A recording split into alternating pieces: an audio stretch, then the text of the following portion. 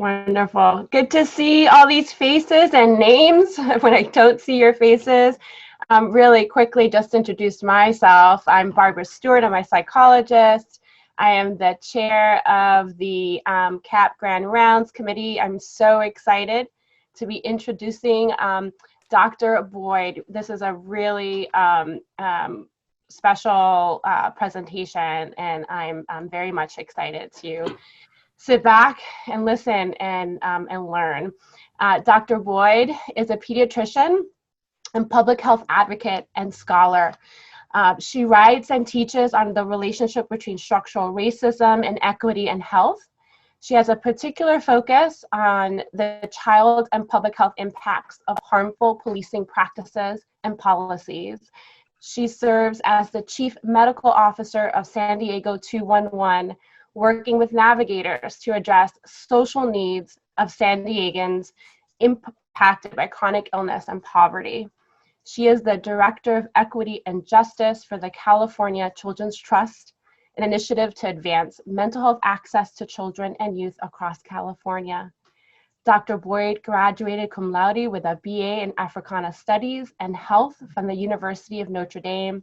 She earned an MD at Vanderbilt University School of Medicine and completed her pediatric residency at University of California, San Francisco.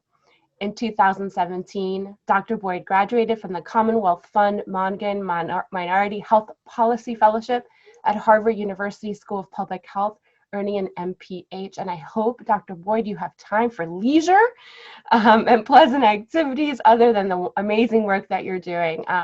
And with that said, I leave it to you to take us on this journey today. Thank you so much for being here. Thank you so much for having me. Let me just share my screen. That's small. Okay. It's really an honor to be invited. Thank you to Sean May, my friend, but also colleague now, for extending this invitation, and you for that kind introduction. Today we're going to talk about pandemics and policing, which are two of the intersecting forms of violence that threaten Black folks' lives, but really all of our lives.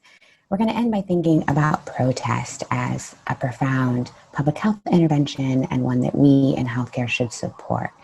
I left my Twitter handle here because I'm often on Twitter if folks want to connect with me there, if there's not enough time to answer folks' questions in the Q&A, but I do hope we can get to a rich discussion at the end. I don't have any disclosures today. So let's jump in. We know that the most complex health problems the populations that we serve face are dynamic. They change over time. And yet the models that we built are relatively static. I call that our box. What the box represents are the constraints we've placed around what we consider the vital components of healthcare systems, which are typically the biomedical components. We place those constraints around our work despite acknowledging the relatively small slice of premature death what we do in healthcare determines. And yet we as a country pour more money into that biomedical box than any other wealthy nation in the world. This specifically is comparing us to our OECD peers. For that investment, we have the worst health outcomes. We have the lowest life expectancy, the highest infant mortality rate, the highest rates of chronic illness and obesity.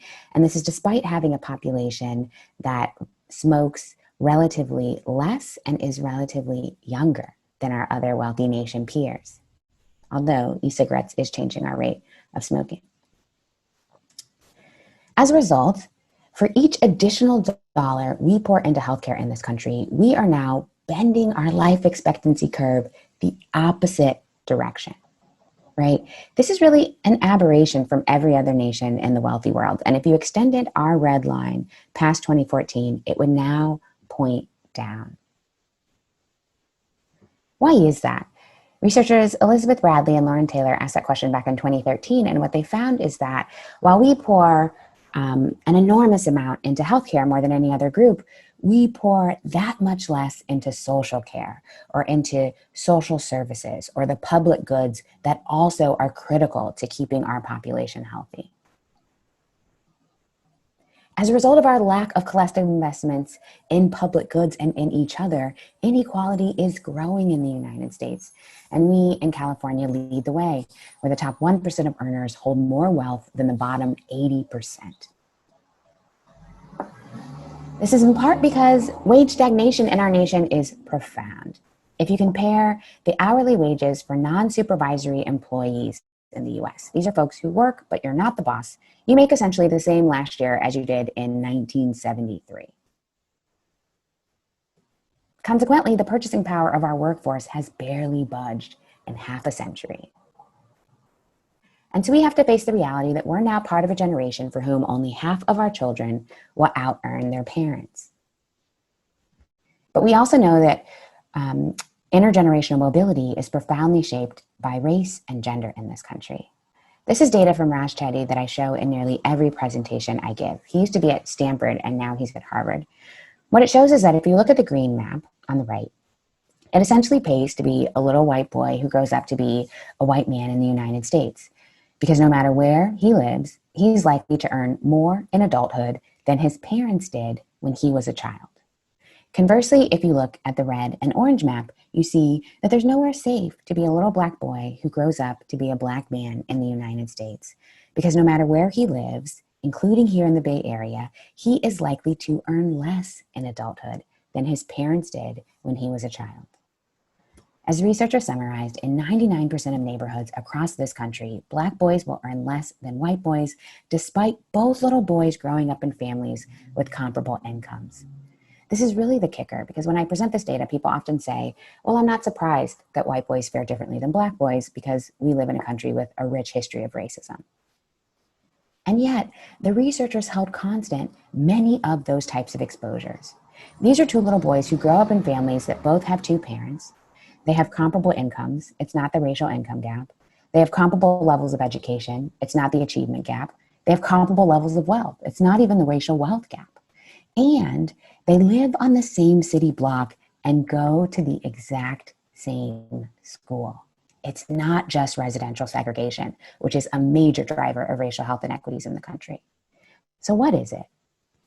What they found is that economic mobility gaps are the smallest in areas where there's low racial bias among white folks, where white people are less racist, and where there's high father presence in black neighborhoods.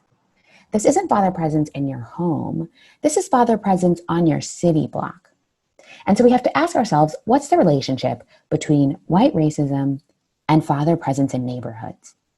And we have to start to examine the larger impacts of even casual racism, like what the Root journalist Michael Carriot calls white collar crime, C-A-L-L-E-R. When we think of white collar crime, we usually think about the impact on that individual who has the police called on them, which might invite, undue harassment, intimidation, violence, and perhaps even incarceration on that individual. But what we don't as often think about is what happens if that individual is injured, killed, or incarcerated as a result of that encounter. If it extracts a black father from a black community, the result is not just on that individual, but it reverberates throughout the community and particularly affects the intergenerational mobility of the kids who live there as well. So this is the pre-existing inequality that existed before COVID-19 even broached our shores. And if you overlap current sites of outbreaks, you see that it aligns closely to areas where economic mobility gaps are the widest for kids by race and gender in this country. Overall, we know Black and Latinx adults are most affected by COVID-19.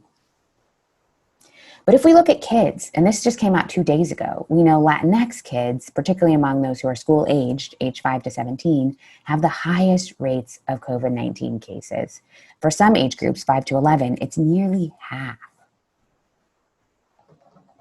If we then expand the age groups to think also about young adults and teens, among those age 18 to 29, Latinx folks make up 43% of confirmed cases. And altogether, when we consider children, youth, and young adults, Latinx populations account for 40% of COVID deaths. If you then combine deaths among Black children, youth, and young adults less than 21 years of age, Latinx and Black folks are making up 74% of COVID deaths. This is among our kids. So many of us have focused on the emerging racial health inequities that have existed for adults, but data continues to come out to tell us that the exact same inequities are affecting our kids. Again, when we talk about rare outcomes from COVID, like the multi-inflammatory syndrome, we again see the predominance of cases among Latinx and Black children. We also can't ignore the impact that COVID has had on Indigenous populations, because in certain areas where Indigenous populations live, the impact has been enormous, particularly in states like Mississippi for Choctaw Nation and states like New Mexico, Arizona, and Utah for Navajo Nation. Indigenous populations have in certain areas the highest COVID mortality rate. And when compared to overall white Americans across the United States, Indigenous Americans have a COVID mortality rate that's 3.3 times as high. But in total, Black Americans have the highest COVID-19 mortality rate. That's 3 times the rate of Asians and 3.4 times the rate of white populations. So when we see these differences, we have to ask ourselves, are they evidence of simple disparities, which are just differences in health for certain populations? Or are they evidence of inequities, which are population-level differences in health that are wholly preventable? And because they're preventable, they're unjust. Today, we're going to explore the extent to which these differences actually evidence inequities, and we should refer to them in that way. So how do inequities arise? Inequities arise when certain populations are made vulnerable.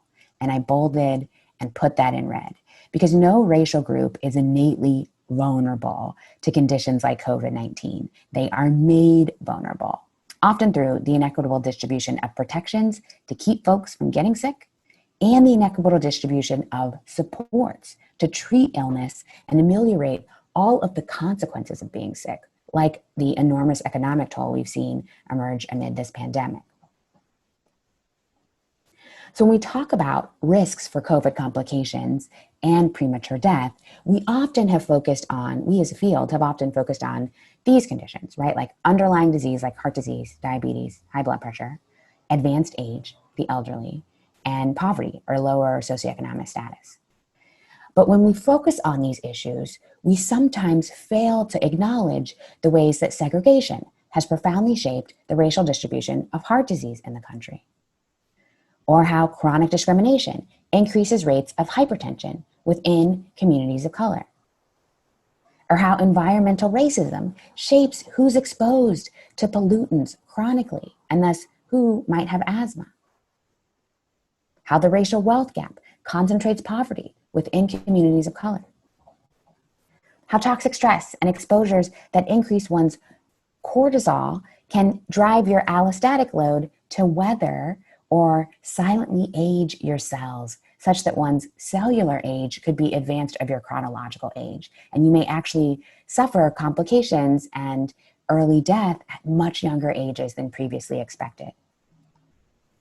These are all examples of how structural racism has profoundly shaped who is suffering from COVID-19 in this country. And it's through differential access to goods, services, and opportunities by racial groups. This is how inherited disadvantage, not simply inherited disease, shapes who is sick and who is well in this country. And that's a term from Kamara Jones. Taken together, it's both the physical and the structural, the policy, the legal, the cultural environment in which we all are growing, learning, working, and play that shapes our health, but also the health of our future generations. Let's give some examples of that. The first and likely most egregious is hand washing. So we know that hand washing is the simplest, the oldest, and perhaps the most important way to limit the spread of infectious disease. And yet race, not income, is the strongest predictor of who has access to clean water in this country. African American and Latinx populations are twice as likely to lack access to clean water in their homes as white households. And Indigenous Americans are 19 times as likely to lack access to clean water in their homes as white households. Here, structural racism is functioning through residential segregation and then public divestment in Indigenous and Black communities.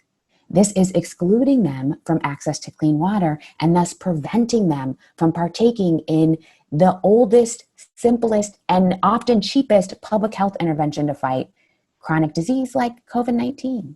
And this then is also shaping the racial distribution of this infection across the nation.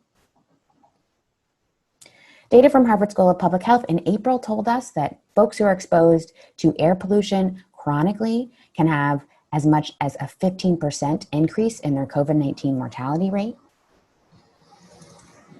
And again, we know that residential segregation, suburbanization, white flight, and local zoning ordinances profoundly shape who's exposed to air pollution and concentrate those toxic exposures in communities of color like Black communities. And that also is a driver of Black communities and other communities of color COVID-19 mortality rate. We also have to shift how we've been talking about age and risk. Early in this pandemic, we said things like mask to save your grandparents. And yet data from Harvard School of Public Health told us that the widest gap in COVID mortality is between Black Americans and white Americans aged 35 to 44. In that age bracket, Black Americans have a COVID-19 mortality rate that's 9 times that of their white age-matched peers. If you go a decade earlier to Black Americans and white Americans aged 25 to 34, Black Americans have a COVID-19 mortality rate that's 7.3 times higher than their age-matched white peers. So when we talk about age, we have to be sure to acknowledge that chronic discrimination can silently age and prematurely kill our cells. That often happens through the shortening of telomeres at the ends of our DNA, which is data that we've learned from Arlene Geronimus. This is all to say that young folks are absolutely being affected.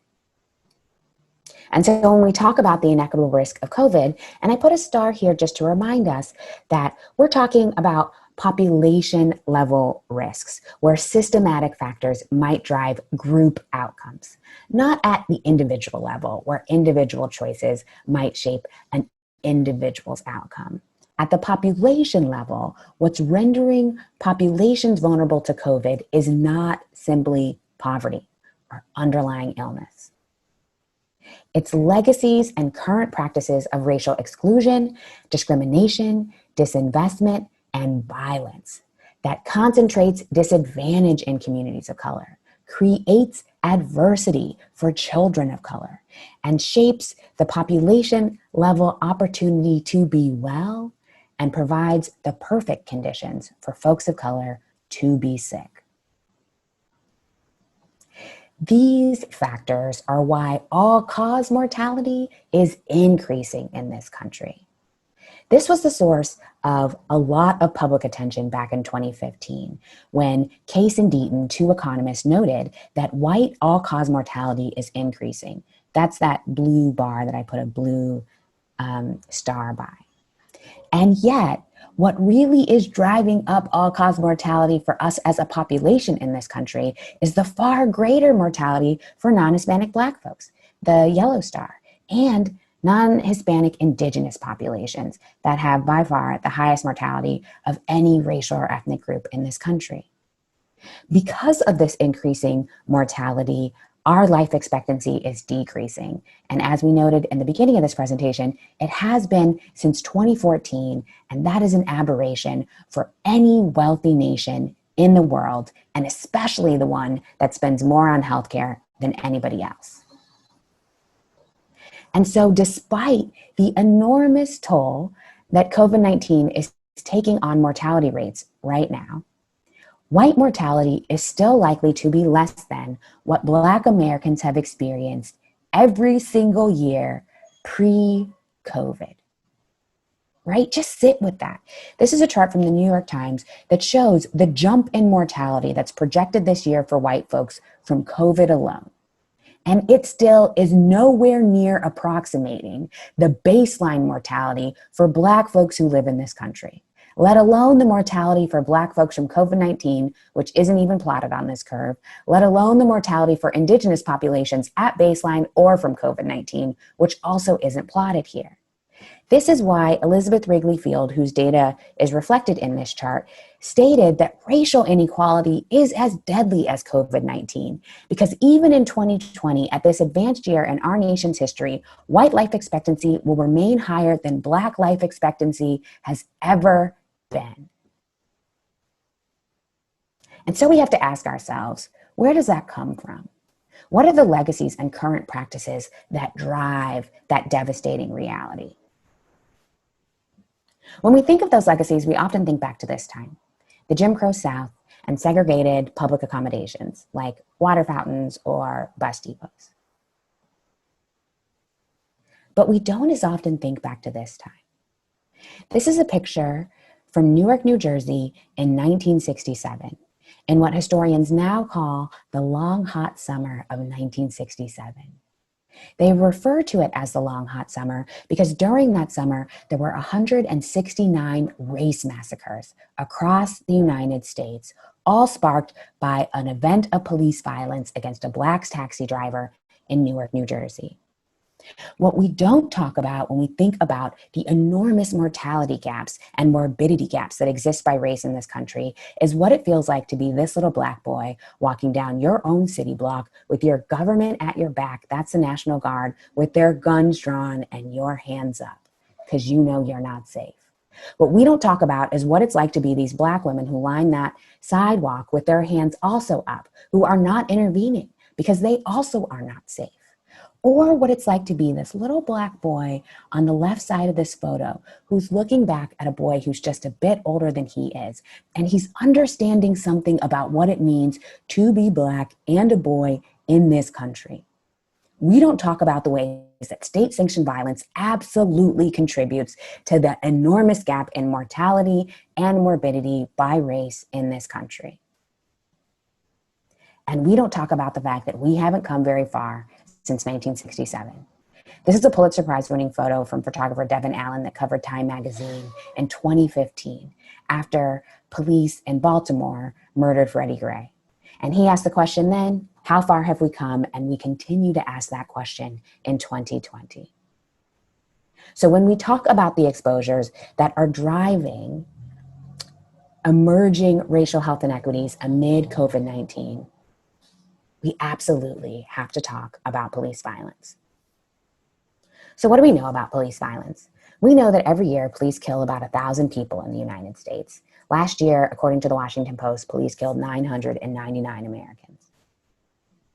And we know police exposure is particularly deadly for Black men and boys, of whom the National Academy of Sciences just told us last year, 1 in 1,000 will be killed by police in their lifetime. I always tell this figure to pediatricians and to providers that care for kids because 1 in 1,000 is also the risk of dying from measles.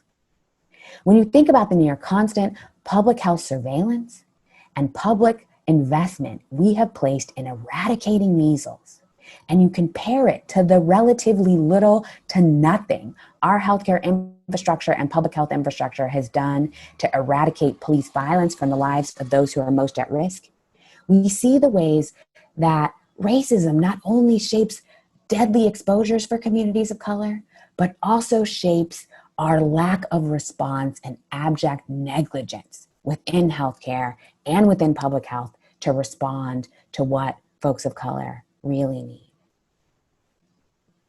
This is data from our state in California, just from last year in 2019.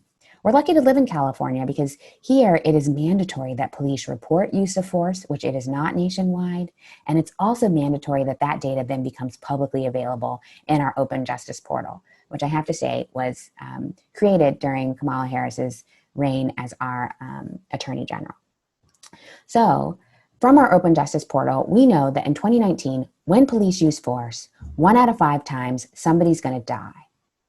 Right? 1 out of 5. Now, often these deaths are what garner media attention and public outrage. But what actually is much more common is serious bodily injury that happens almost 2 out of 3 times. So we have to ask ourselves, well, when police use force, why were they called to the scene in the first place? And this data here is really the most troublesome. What it shows is that when police use force, almost half of the time, they were called to the scene because somebody called for help. Just think about that. Somebody called for help, and 1 out of 5 times when police use force, somebody's going to die. And almost 2 out of 3, somebody's going to suffer a serious bodily injury. This is why activists, moms, dads, community members, abolitionists are all calling for us to reimagine public safety. Because if when you call for help, almost 2 out of 3 times, somebody is seriously injured when police use force, that is no longer an institution that we can say keeps us all safe in the same ways. We're also fortunate to live in a state that's trying to fix that. The Crisis Act, AB 2054, was just passed back in August. It had near unanimous support in the Assembly. And what it does is it creates a pilot program for a community-based response to local emergencies so that people don't have to call the police when they need help, particularly if they need help around crises related to being unhoused, mental health crises, intimate partner violence, community violence, substance use disorder, or natural or climate disasters. Now, the Crises Act passed with near unanimous support, but it is still sitting on Governor Newsom's desk, and there are reports that he may veto this critical act. Please, if you want to do anything today to help address racism in our state, like email, call, tweet to Governor Newsom and ask him to sign the Crisis Act. And as you can see at the bottom of the slide, it has broad spread community support from the Alliance of Boys and Men of Color, ACLU, Policy Link. Everybody supports this act. Why do we support it? Because we know that when you're exposed to police violence, there are risks for those direct victims and for those who witness it. For victims themselves, as we've covered, they're at risk for injury, disability, like as happened to Mr. Jacob Blake, death, as we know, but also mental health impairments, incarceration, and arrest, which also has adverse health consequences. But witnesses are also affected by seeing violence, and this is looking just at youth who witness violence. They have higher rates of poor reported physical health, higher rates of mental health impairments like PTSD and depression, and higher rates of school failure. School failure is never benign. Kids who don't graduate high school are more likely to enter the criminal justice system. They have lower lifetime earnings and a lower life expectancy, all from witnessing violence. We also know that the impact of witnessing violence is widespread. This is data from 2018 that was published in The Lancet. That, in full disclosure, I also reviewed this paper for The Lancet, but the findings were alarming. What they told us is that when police kill an unarmed Black American in your same state, it will increase the frequent mental distress of other Black Americans living in that state. This isn't when police kill your own family member, or when police kill somebody in your neighborhood, or when police kill somebody that you know.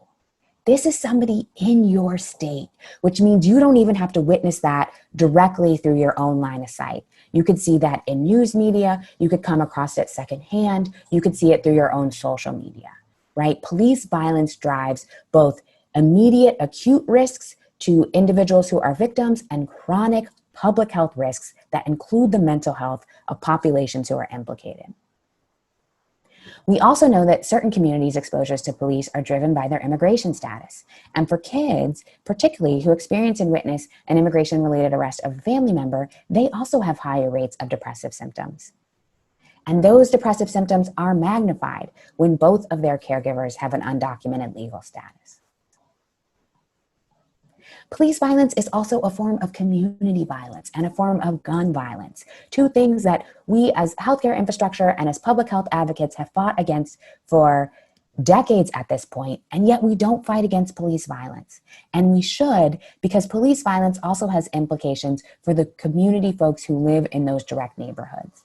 And folks who live in those neighborhoods, as researcher Ali Silwell calls lethally surveilled neighborhoods, neighborhoods in which police kill folks, we know that they have higher rates of hypertension and obesity. And that's particularly true for women. So again, think back to those conditions that have increased rates for COVID-19, those underlying conditions, right? Police violence is directly linked to those conditions for communities of color and especially for women. And we too often overlook the impact of police violence on women as direct victims, but also as folks who live in communities that are lethally surveilled.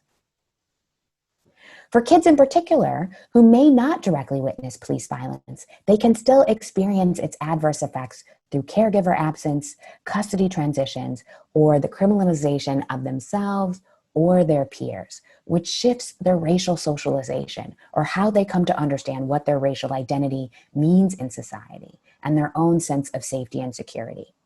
These types of experiences can link even routine police encounters to events associated with loss or stress.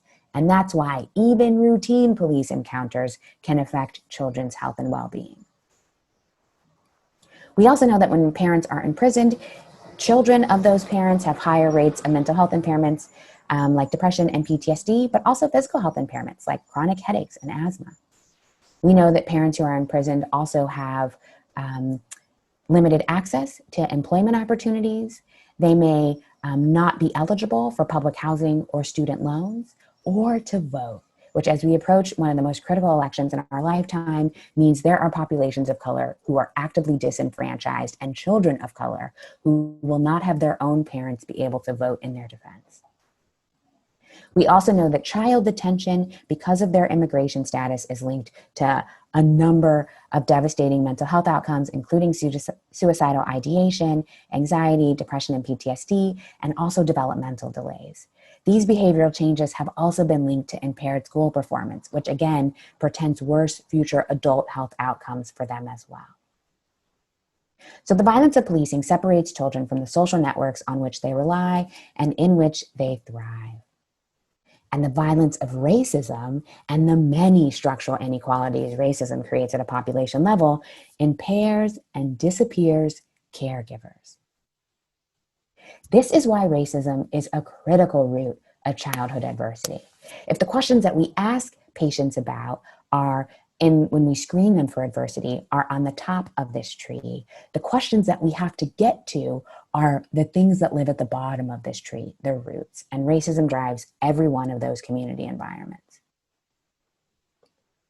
So racism is a devastating root of chronic, undertreated disease and completely preventable premature death.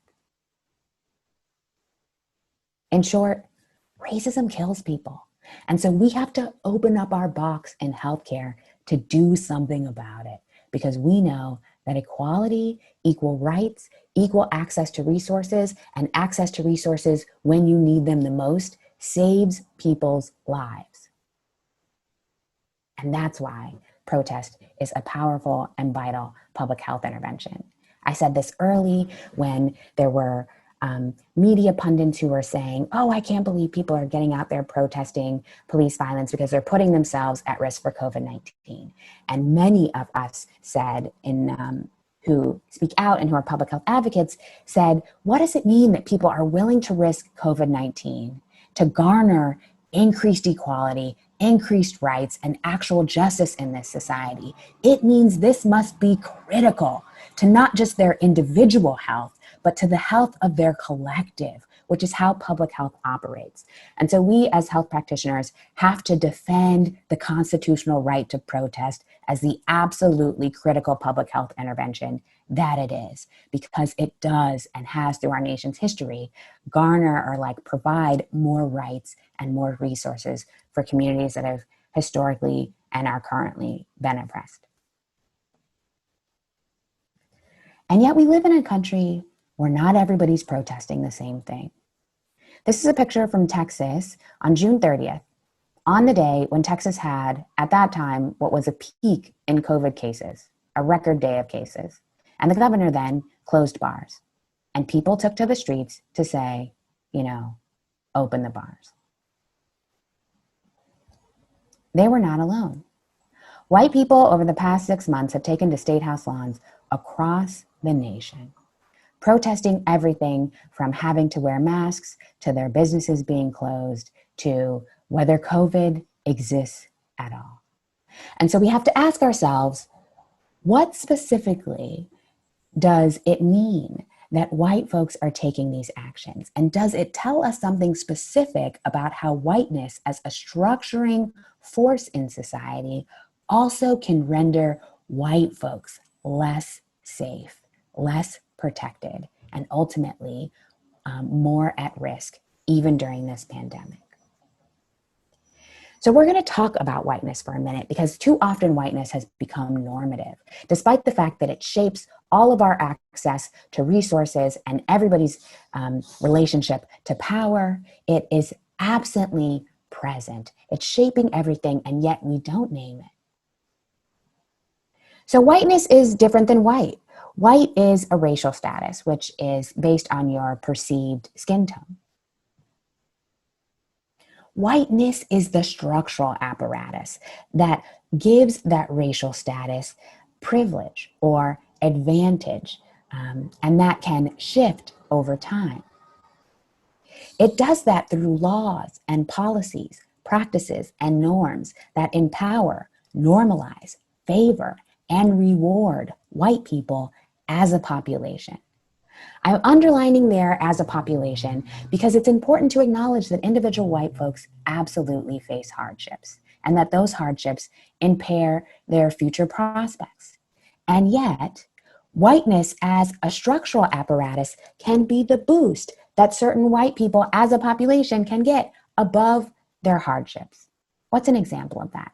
We know in comparison to white populations, Black populations have less wealth at every level of income. It doesn't matter how much they make. We have less wealth, right? Compared to white folks, we know that Black folks as a population have less employment opportunities at every level of education. These are examples of how whiteness as a structuring principle can, despite lower income or lower education, offer white populations that structural boost, privilege, or advantage such that they can garner wealth and employment in ways groups like Black Americans cannot. So we're going to go through 4 specific ways that whiteness works through racial exclusion and discrimination. Those ways are white hegemony, white supremacy, white privilege, and white normativity. So white hegemony is a form of racial exclusion and discrimination that establishes and enforces racial hierarchies in which white people nearly exclusively hold decision-making power. Healthcare operates as a white hegemony in this country because 91% of CEOs across our healthcare industry are white, and because most people who have jobs in healthcare at every level, including students, are also white. White supremacy is a form of racial exclusion and discrimination that creates and maintains a racial ordering of humans and resources that reinforce the racial dominance of whites. White privilege is a form of racial exclusion and discrimination that preferences white people through disproportionate access to resources associated with mobility. Again, think back to the mobility gaps that we've talked about. And white normativity is a form of racial exclusion and discrimination that naturalizes power asymmetries between white and non-white people as being primarily meritocratic. This is where we say the reason white folks are 91% of CEOs is because they're more qualified. It's because they deserve it. But we have to contend with what psychiatrist Jonathan Metzl presented in 2019. And in full disclosure, I reviewed this book for The Lancet in January of this year. But I think his argument here is compelling. What he says is that whiteness and the structural racism that it engenders at a population level harms and can also kill white people too. It does that because if white folks as a population are invested in their own advantages, they can only do so by also being invested in disadvantages for other groups. That type of trade-off means that they then have to manufacture forms of austerity or scarcity for other groups. But when you do that, particularly when you do that through political means, you never are outside that risk yourself. You also impose austerity and scarcity on things you also need. One good example is the dismantling of the ACA because it's been associated with President Obama's tenure and called Obamacare. While that may, in fact, take healthcare away from communities of color that some may consider undeserving, it absolutely takes healthcare away from everyone, white folks included. And so to adequately respond at scale to racism as the public health crisis that it is, we as a field have to move towards abolition. I'm going to offer 4 ways that I think we can do that. There are more. To start, truth and reconciliation and reparations. So this is an example from my own colleagues in pediatrics in the AAP, which is our academic association. The AAP, or the American Academy of Pediatrics, acknowledged a time just back in July when they excluded Black members from the academy. This is an important start, but is incomplete, because anytime you try to embark on truth and reconciliation, you have to pair it with reparations. So truth and reconciliation is an effort to both acknowledge exact and specific harms that institutions or individuals have taken on certain other individuals or populations, and then to apologize for those harms, reconciliation, and then you must repair those harms in the specific ways that you have outlined they've taken place. If we miss the repairing, we miss how it works. To quote Dr. Monahana Atisha, who's one of my favorite pediatricians, she's the pediatrician from Flint, Michigan, who highlighted the water crisis. As she said recently in the New York Times, surviving life's hardest blows shouldn't be celebrated or even expected. Recovery and reconciliation requires reparations and material, tangible resources. If we just expect resilience from folks without giving them justice, we are then just indifferently accepting the status quo. And so what does it mean to offer people justice and resources? It means we as a society have to undergo a massive redistribution of wealth. Why? Because given that legacy and practices of discrimination and exclusion and violence that we've gone through, we now know that for every dollar of wealth held by a household with white children, households with Black children have 1 penny. Right? That's not just because of the racial income gap. It's not just because of the achievement gap. Again, this is driven by the ways that racism permeates society and has stolen over centuries wealth and opportunities for wealth from communities of color and Black populations in particular. And the only way to fix that is to right the balance. One way to right that balance, in addition to just cutting checks to populations affected by racism and indigenous dispossession, is also to divest from punitive public institutions like policing and invest in a caring economy.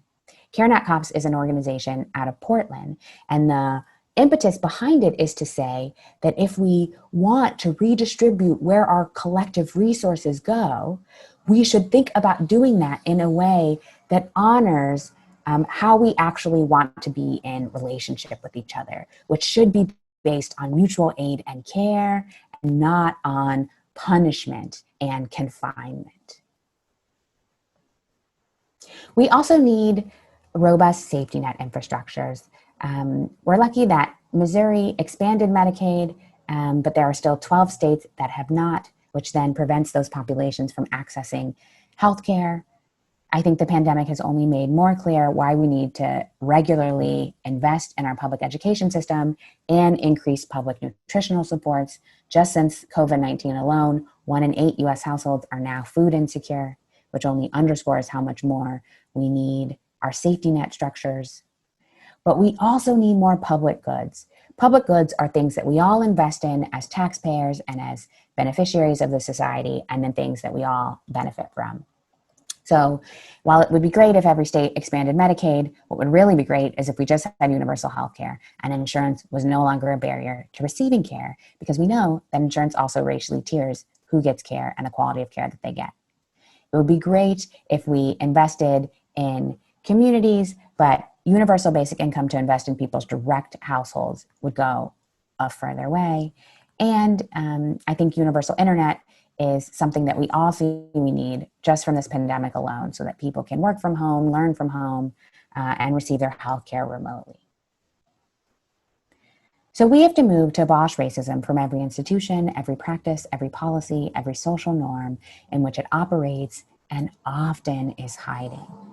The future health and well-being of our children and our children's children will be measured by how well we succeed in this. So here are some concrete examples of places that we could start. So we often hear that, and I have even said in this presentation, the importance of equality, and that things like universal healthcare would go a long way to offer equal access to vital resources like healthcare. And it would.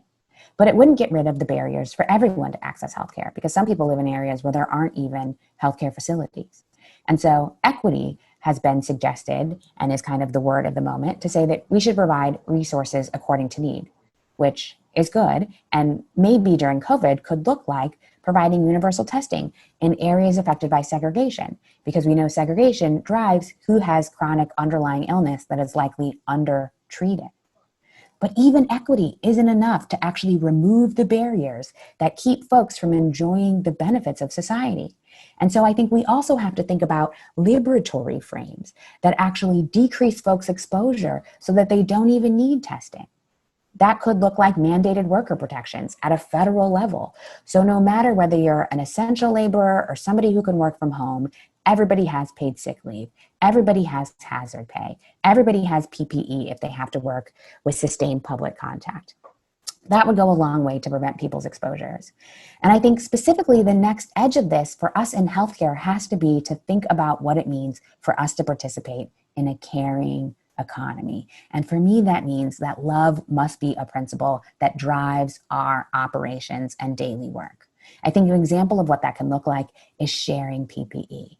I know that sounds crazy because many healthcare organizations, mine included, operate with a PPE shortage or fears of PPE shortage. And yet, we are not the only frontline workers in this country. There are people who work in vital supply chains who are also a part of industries that are predominantly folks of color and mostly women of color. And we as an industry are predominantly white. And we have been, prioritized for the lion's share of our country's PPE. So sharing that PPE or collectively negotiating for PPE with other frontline workers would be an act of love, because we would do it despite our own shortage, and it would keep folks safe and help decrease the racial health inequities that are emerging. I think ultimately love has to be the metric by which we measure our system's performance, how efficacious our delivery structures are, and the impact of the care we provide.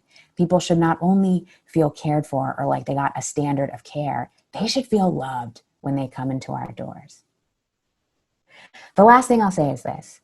We are approaching one of the most consequential elections in my lifetime, and I have to imagine in many of your lifetimes. And there is an active effort underway to keep us from voting. So I want to end with the words of Brian Stevenson, who is our national light and the founder of the Equal Justice Initiative. As he reminded us, and as I want to remind you, hope is our superpower. Don't let anybody or anything make you hopeless. Hope is the enemy of injustice. Hope is what will get us to vote and get us to get our family members to vote, even when the powers that be make that so hard for all of us to do. So thank you for having me. I'll stop sharing now so we can jump into discussion.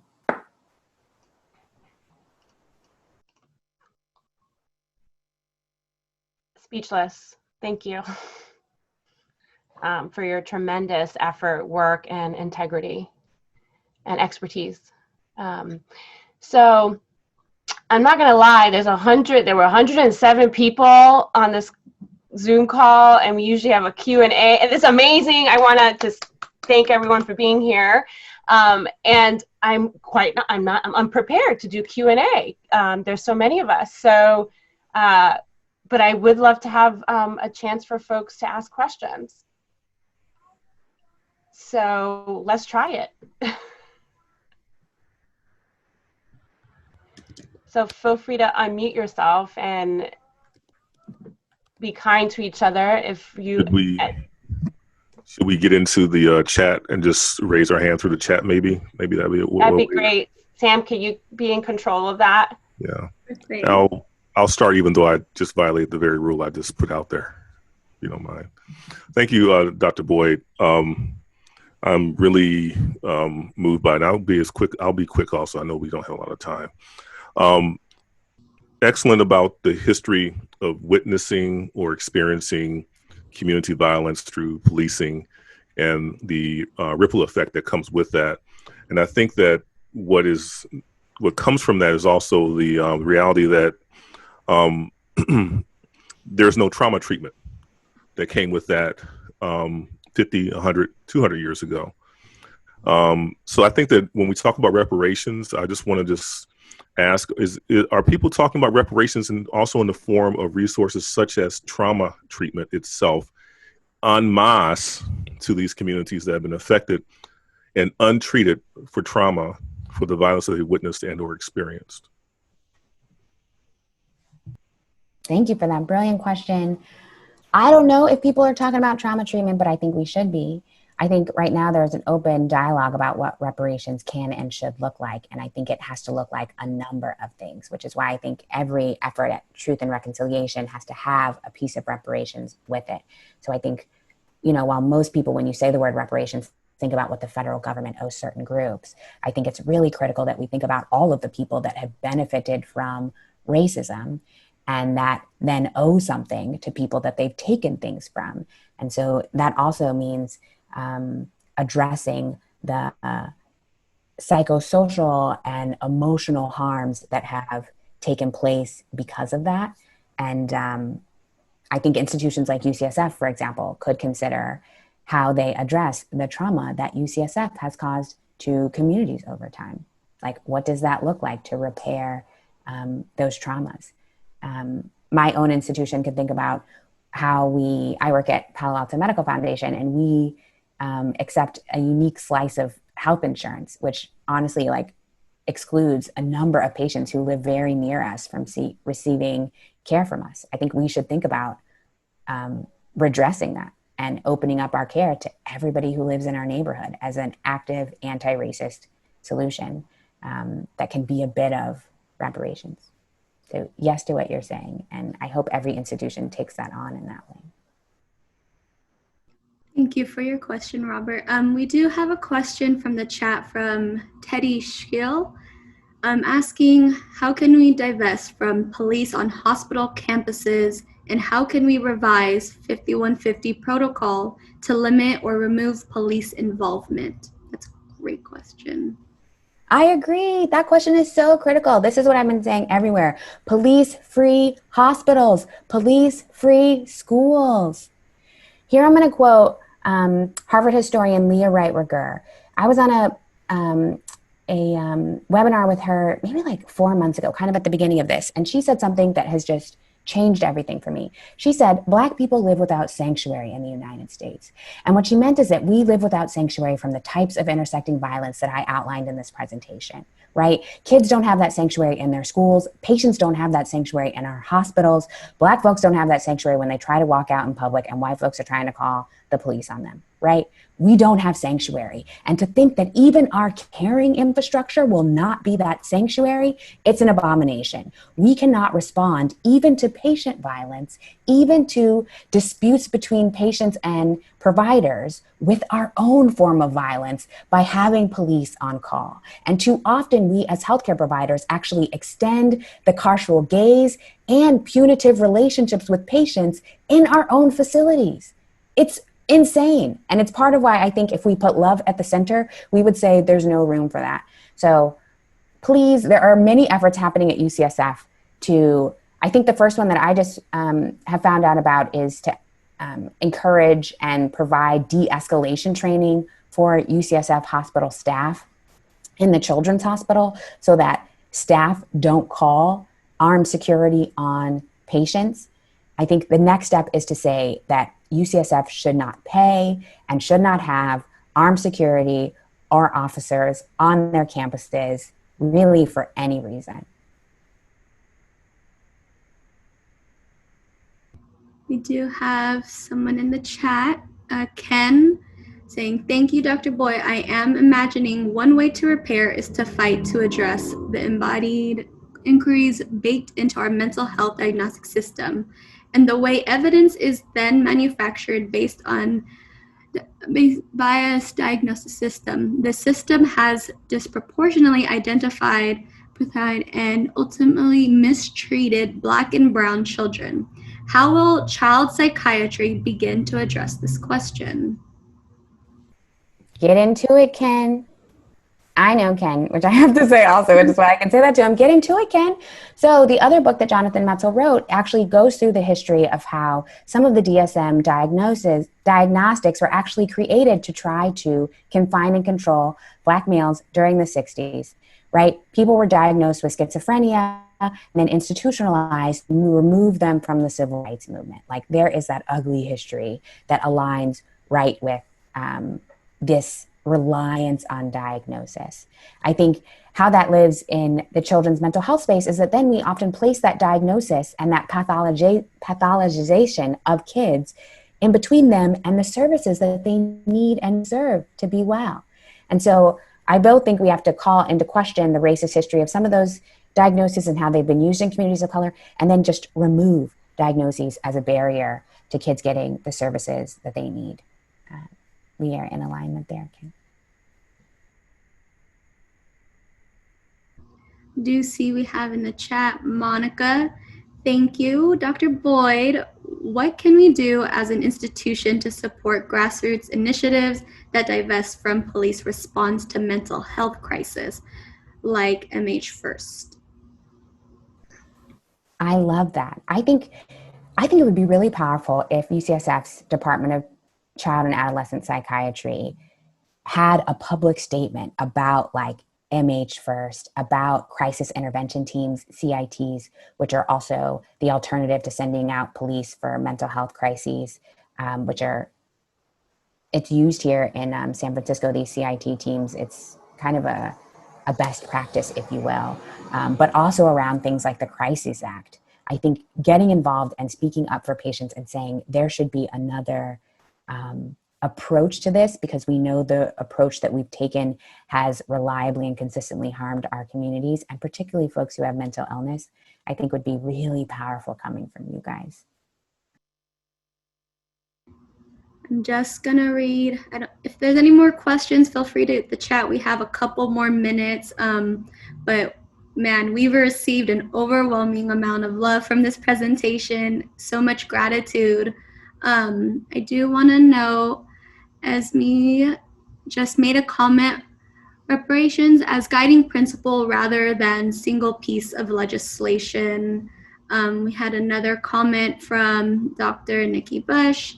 Dr. Boyd, your integration of history, public health, psychology, and social justice is superb. I hope everyone watching can learn from your risk-taking and honest communication about what really matters in health for different groups.